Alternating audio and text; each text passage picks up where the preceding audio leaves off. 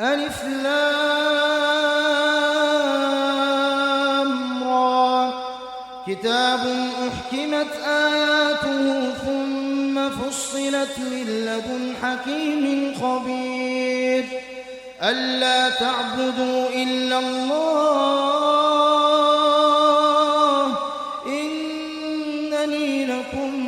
منه نذير وبشير وأن استغفروا ربكم ثم توبوا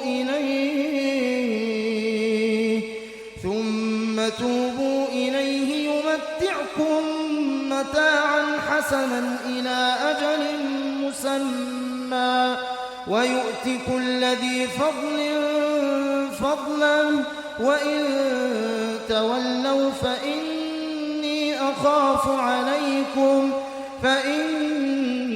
أخاف عليكم عذاب يوم كبير إلى الله مرجعكم وهو على كل شيء قدير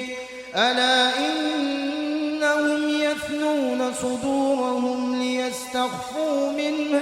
ألا حين يستغشون ثيابهم يعلم ما يسرون وما يعلنون إنه عليم بذات الصدور وما من دابة في الأرض إلا على الله رزقها ويعلم مستقرها ومستودعها كل في كتاب مبين وهو الذي خلق السماوات والأرض في 6 أيام وكان عرشه على الماء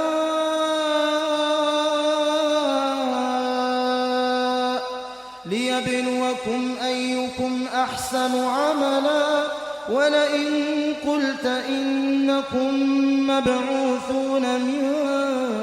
بعد الموت ليقولن الذين كفروا إن هذا إلا سحر مبين ولئن أخرنا عنهم العذاب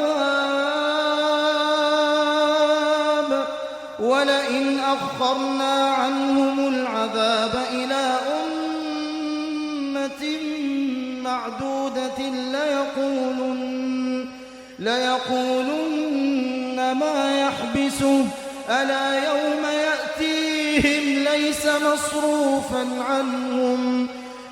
يوم يأتيهم ليس مصروفا عنهم وحاق بهم ما كانوا به يستهزئون ولئن أذقنا الإنسان منا رحمة ثم نزعناها منه إنه ليئوس كفور ولئن أذقناه نعماء بعد ضراء مسته ليقولن ذهب السيئات عني إنه لفرح فخور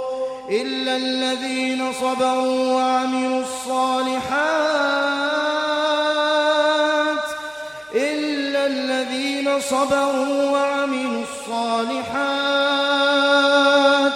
أولئك لهم مغفرة وأجر كبير فلعلك تارك بعض ما يوحى إليك وضائق به صدرك أن يقولوا لولا أنزل عليه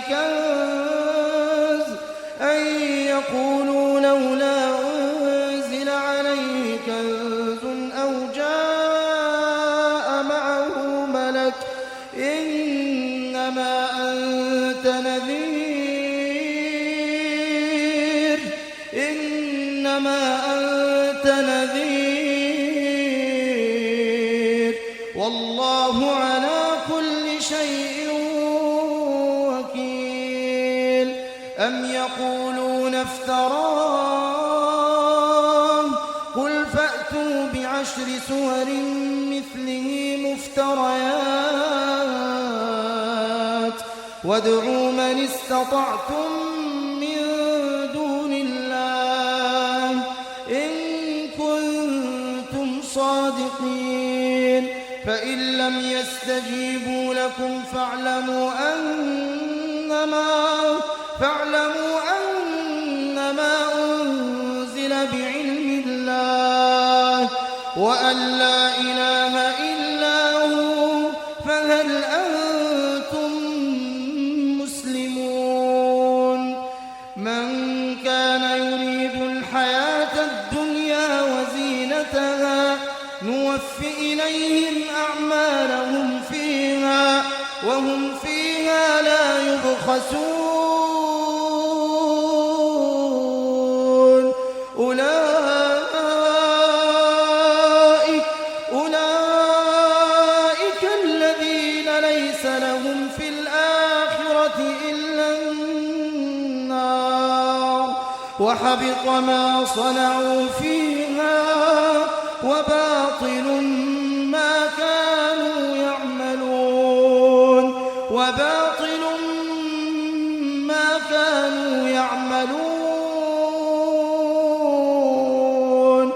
أفمن كان على بينة من ربه ويتلوه شاهد منه ومن قبله كتاب موسى إماما ورحمة أولئك يؤمنون به ومن يكفر به من الأحزاب فالنار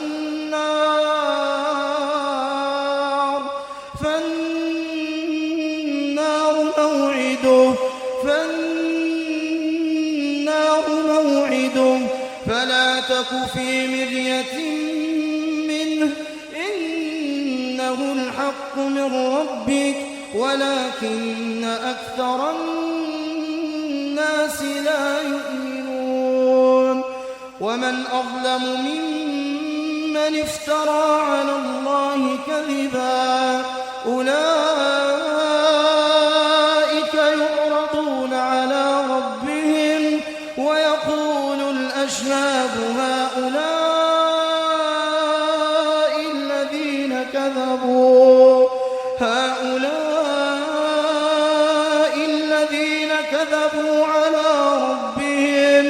هؤلاء الذين كذبوا على ربهم ألا لعنة الله على الظالمين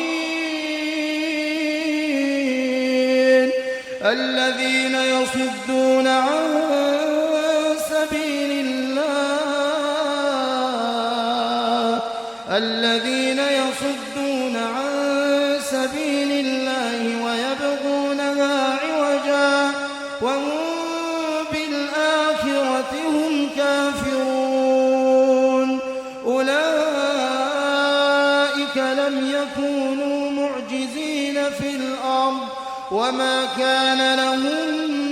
من دون الله من أولياء يضاعف لهم العذاب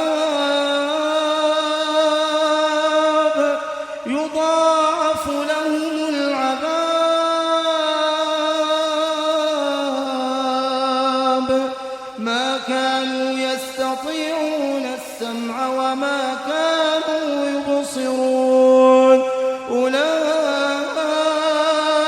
الذين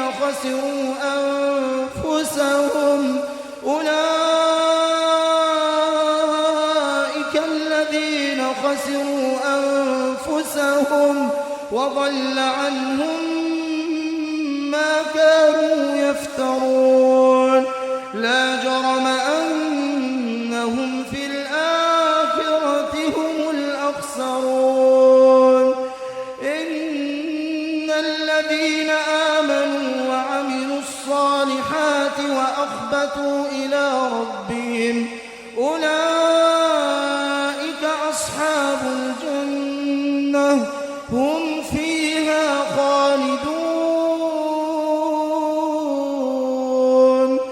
مثل الفريقين كالأعمى والأصم والبصير والسميع هل يستويان مثلا أفلا تذكرون ولقد أرسلنا نوحا إلى قومه إني لكم نذير مبين ألا تعبدوا إلا الله إني أخاف عليكم عذاب يوم أليم ألا تعبدوا إلا الله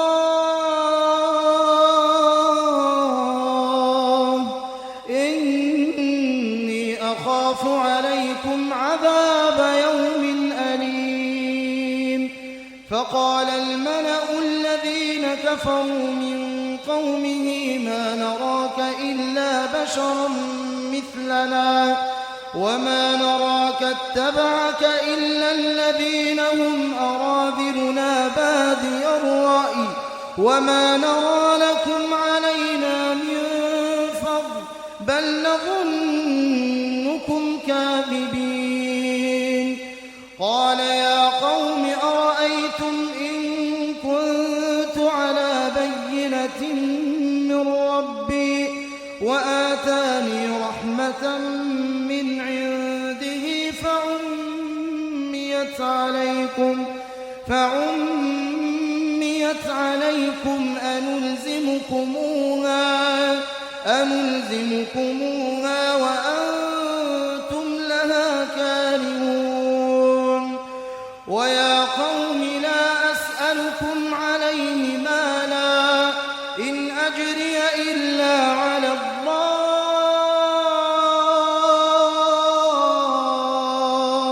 وما أنا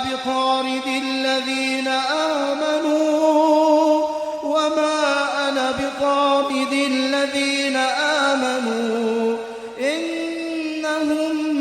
ملاقو ربهم ولكني أراكم قوما تجهلون ويا قوم من ينصرني من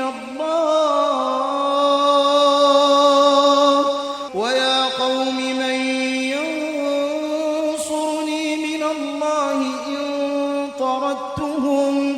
أفلا تذكرون ولا أقول لكم عندي خزائن الله ولا أعلم الغيب ولا أقول إني ملك ولا أقول للذين تزدري أعينكم لن يؤتيهم الله خيرا الله أعلم بما في أنفسكم إني إذا لمن الظالمين الله أعلم بما في أنفسهم إني إذا لمن الظالمين قالوا يا نوح قد جادلتنا فأكثرت جدالنا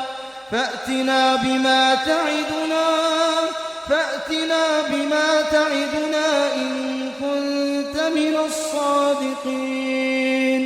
قال إنما يأتيكم به الله إن شاء وما أنتم بمعجزين ولا ينفعكم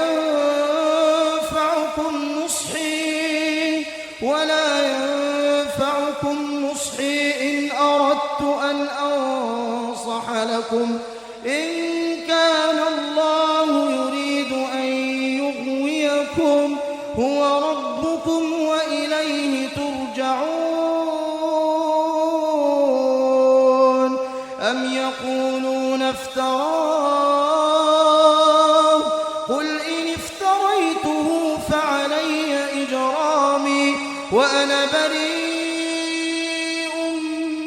مما تجرمون وأوحي إلى نوح أنه لن يؤمن من قومك إلا من قد آمن فلا تبتئس بما كانوا يفعلون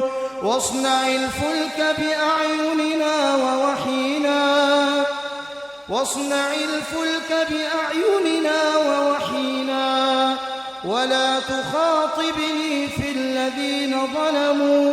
إنهم مغرقون ويصنع الفلك وكلما مر عليه ملأ من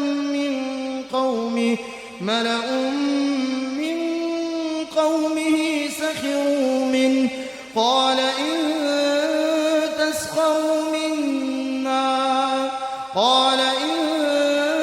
تسخروا منا فإنا نسخر منكم كما تسخرون فسوف تعلمون من يأتيه عذاب يخزيه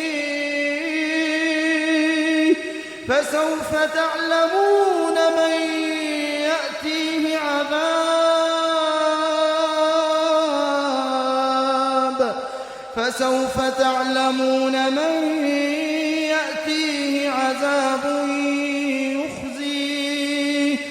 عذاب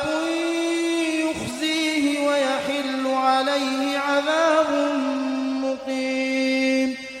حتى إذا جاء أمرنا وفارت النور قل نحمل فيها من كل زوجين اثنين وأهلك إلا من سبق عليه القول وما آمن معه إلا قليل وقال اركبوا فيها بسم الله مجريها ومرساها إن ربي لغفور رحيم وهي تجري بهم في موج كالجبال ونادى نوح ابنه وكان في معزل يا بني اركب معنا ولا تكن مع الكافرين قال سآوي إلى جبل يعصمني من الماء قال لا عاصم اليوم من أمر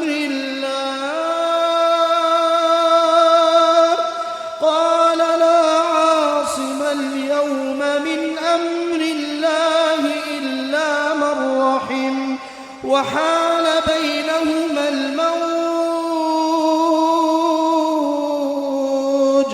وحال بينهما الموج فكان من المغرقين وقيل يا أرض ابلعي ماءك ويا سماء أقلعي وغيض الماء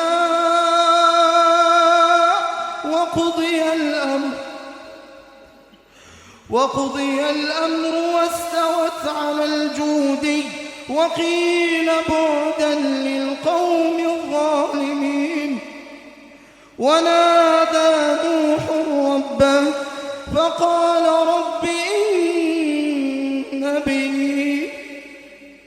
فقال رب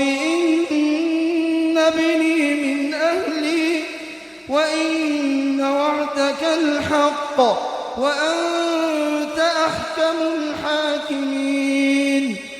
قال يا نوح إنه ليس من أهلك إنه عمل غير صالح فلا تسألني ما ليس لك به علم إني أعظك أن تكون من الجاهلين قال رب إني أعوذ بك أن أسألك أسألك ما ليس لي به علم وإلا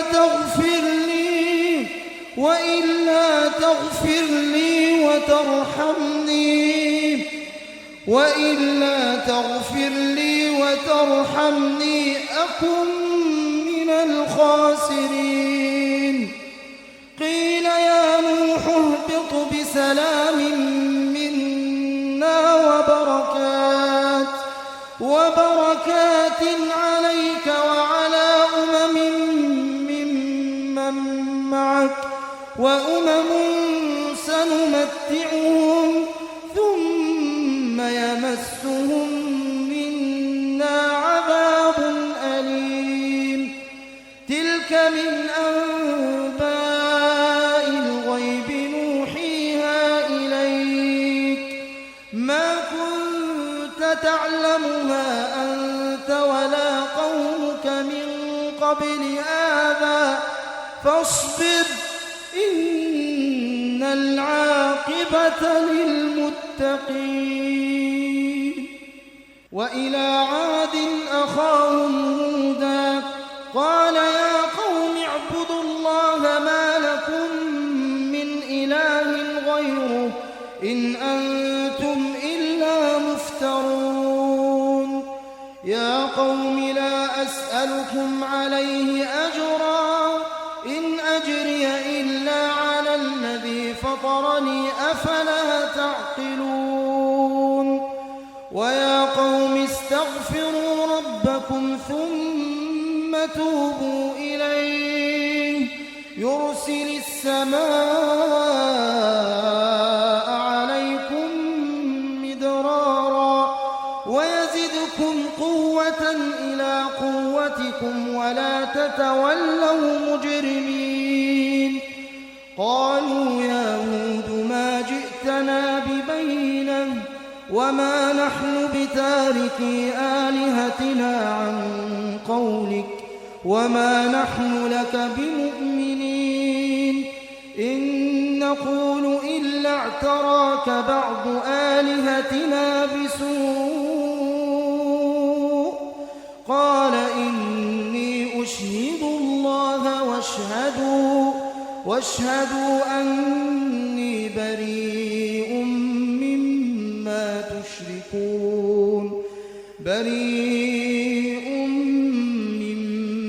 تشركون من دونه فكيدوني جميعا ثم لا تنظرون. إني توكلت على الله ربي وربكم ما من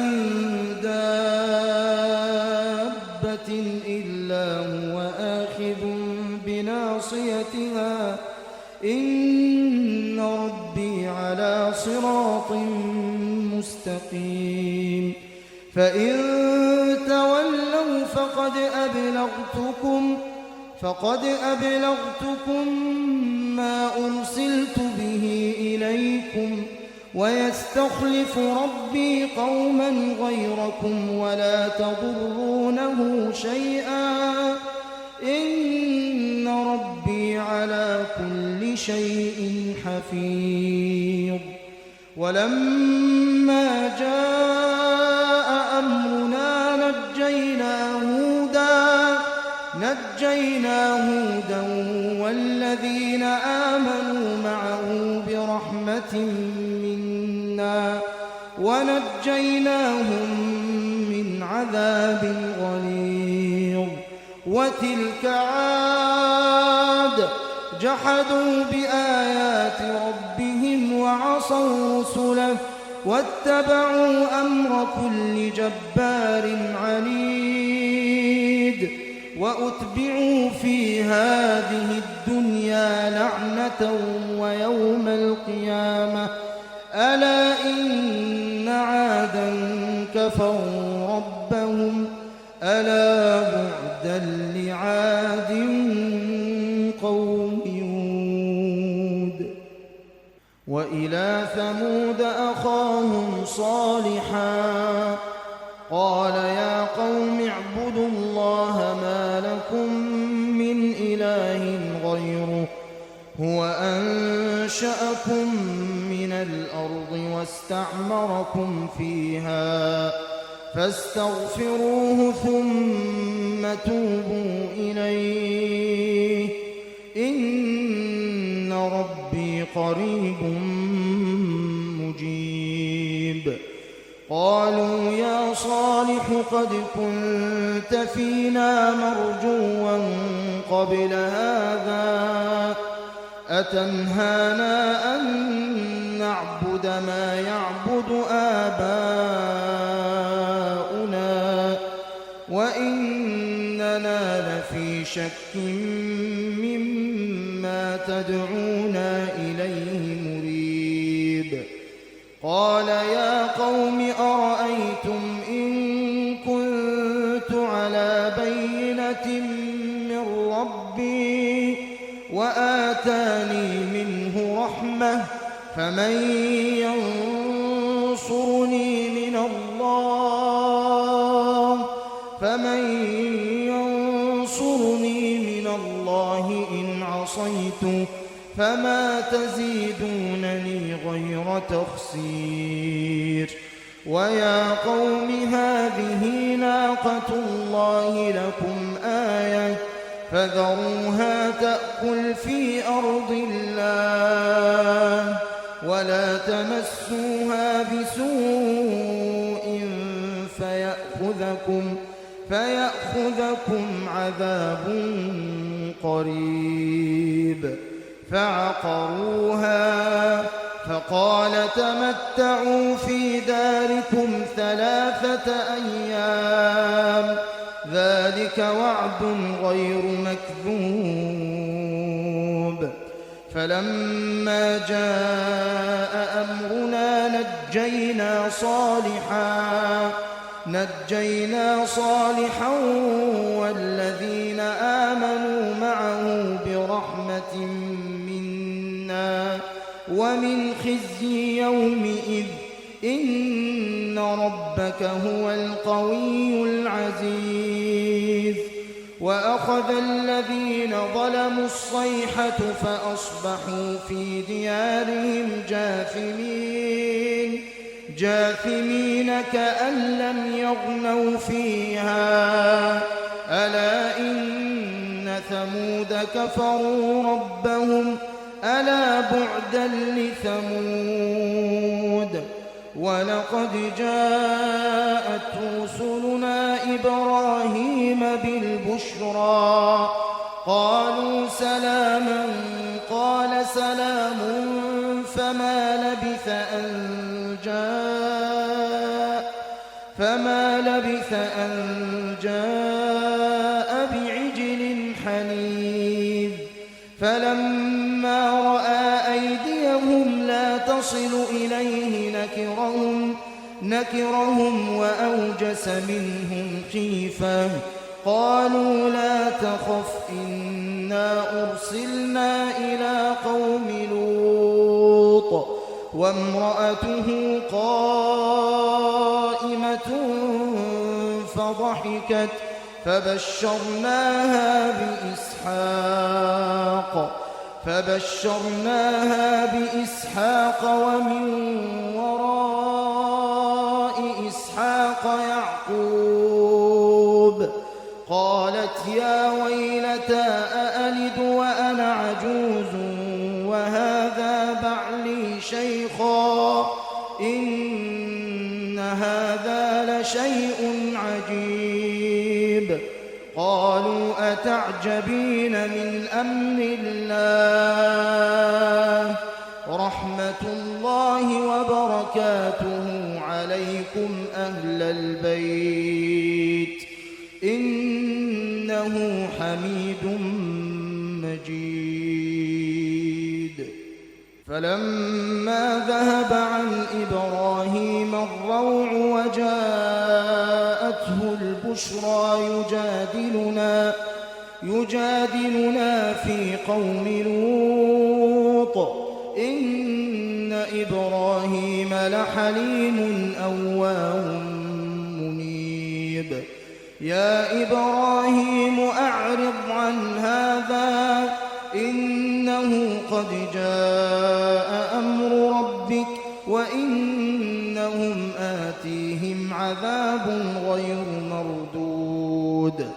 ولما جاءت رسلنا لوطا سيء بهم وضاق بهم ذرعا وقال هذا يوم عصيب وجاءه قومه يهرعون إليه ومن قبل كانوا يعملون السيئات قال يا قوم هؤلاء بناتي هن أطهر لكم فاتقوا الله ولا تخزون في ضيفي أليس منكم رجل رشيد قالوا لقد علمت ما لنا في بناتك من حق وإنك لتعلم ما نريد قال لو أن لي بكم قوة أو آوي إلى ركن شديد قالوا يا لوط إنا رسل ربك لن يصلوا إليك فأسر بأهلك بقطع من الليل ولا يلتفت منكم أحد إلا امرأتك إنه مصيبها ما أصابهم إن موعدهم الصبح أليس الصبح بقريب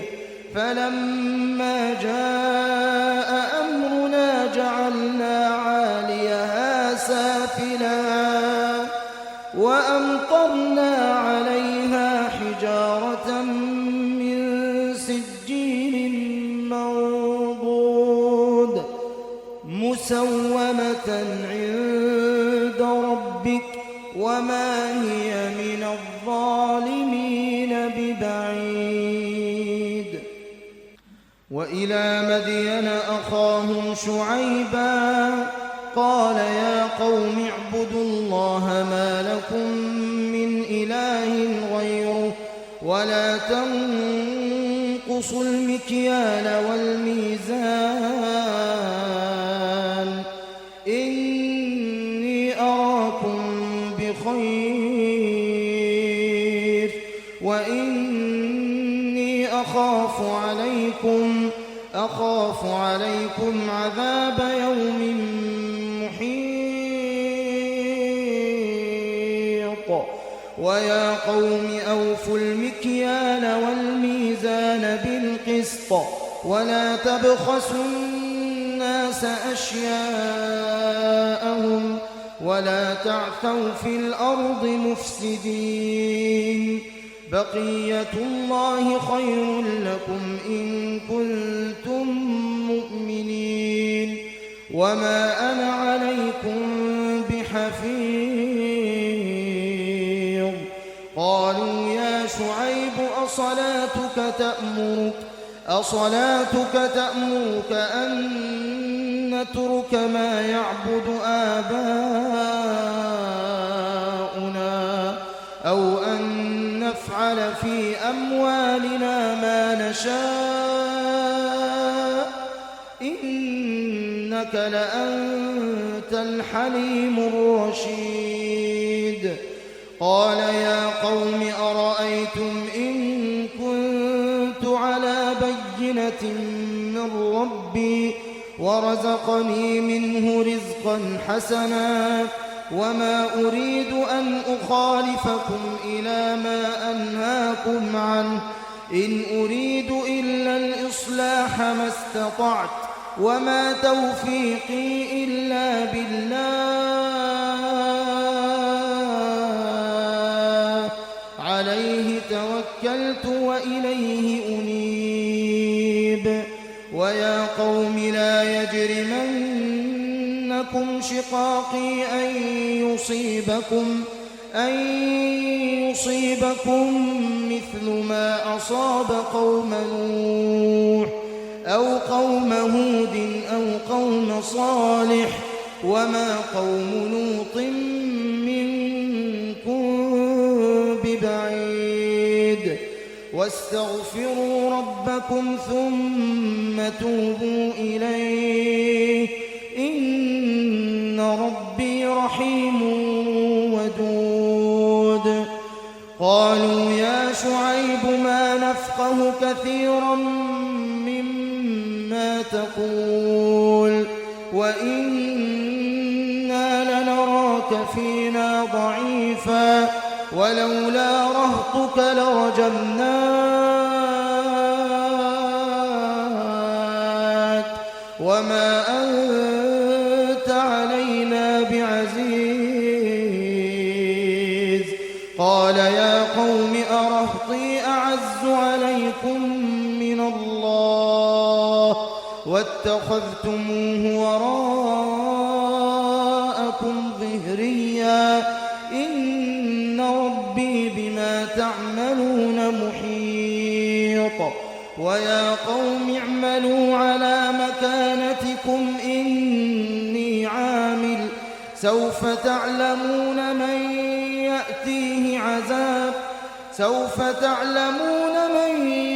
يأتيه عذاب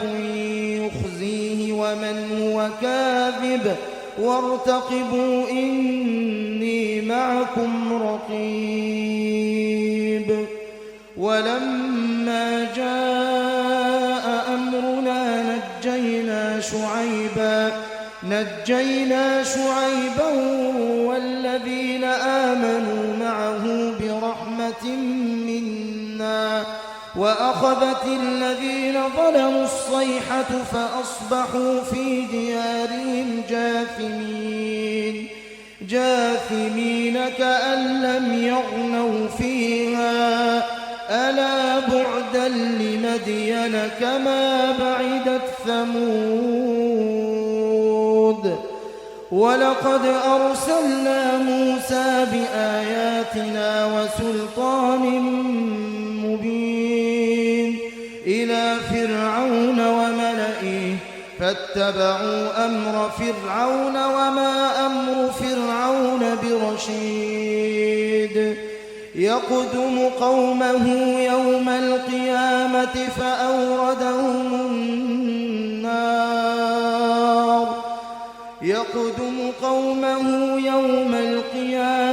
فأوردهم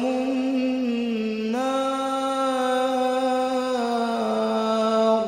وبئس الورد المورود. وأتبعوا في هذه لعنة ويوم القيامة بئس الرفد المرفود. ذلك من أنباء القرى نقصه عليك منها قائم وحصيد. وما ظلمناهم ولكن ظلموا أنفسهم فما أغنت عنهم آلهتهم التي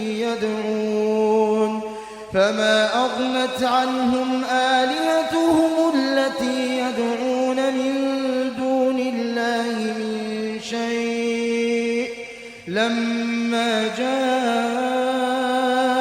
أمر ربك وما زادوهم غير تتبيب. وكذلك أخذ ربك إذا أخذ القرى وهي ظالمة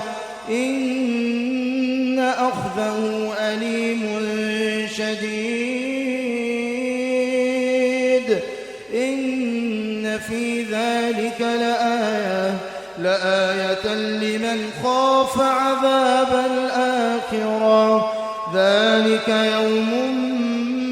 مجموع له الناس وذلك يوم مشهود. وما نؤخره إلا لأجل معدود. يوم يأتي لا تكلم نفس إلا بإذنه فمنهم شقي وسعيد فمنهم شقي وسعيد فأما الذين شقوا ففي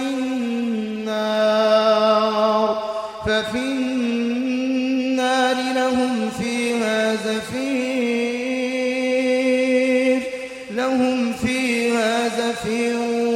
وشهيق خالدين فيها ما دامت السماوات والأرض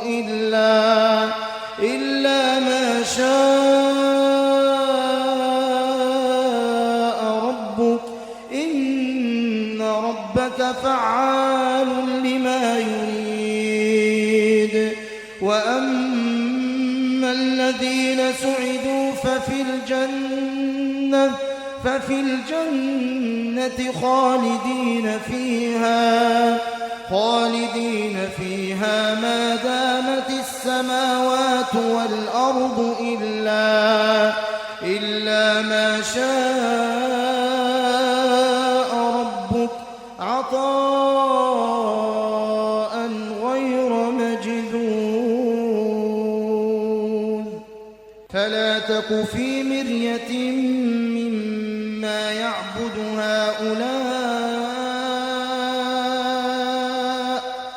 هؤلاء ما يعبدون إلا كما يعبد آباؤهم من قبل وإنا لموفوهم نصيبهم غير منقوص ولقد آتينا موسى الكتاب فاختلف فيه ولولا كلمة سبقت من ربك لقضي بينهم وإنهم لفي شك منه مريب وإن كلا لما ليوفينهم ربك أعمالهم إنه بما يعملون خبير فاستقم كما أمرت ومن تاب معك ولا تطغوا إنه بما تعملون بصير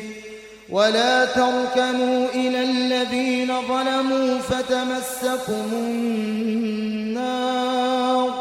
وما لكم من دون الله من أولياء ثم لا تنصرون وأقم الصلاة طرفي النهار وزلفا من الليل إن الحسنات يذهبن السيئات ذلك ذكرى للذاكرين واصبر فإن الله لا يضيع أجر المحسنين فلولا كان من القرون من قبلكم أولو بقية ينهون عن الفساد في الأرض إلا قليلا ممن أنجينا منهم واتبع الذين ظلموا ما أترفوا فيه وكانوا مجرمين وما كان ربك ليهلك القرى بظلم وأهلها مصلحون ولو شاء ربك لجعل الناس أمة واحدة ولا يزالون مختلفين إلا من رحم ربك ولذلك خلقهم وتمت كلمة ربك لأملأن جهنم من الجنة والناس أجمعين وكلا نقص عليك من أنباء الرسل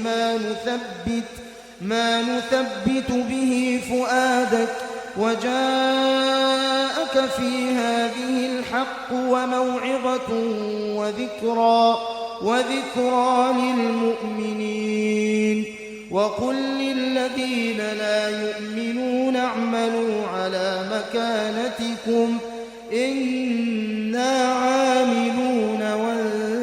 وانتظروا إنا منتظرون ولله غيب السماوات والأرض وإليه يرجع الأمر كله فاعبده وتوكل عليه وما ربك بغافل عما تعملون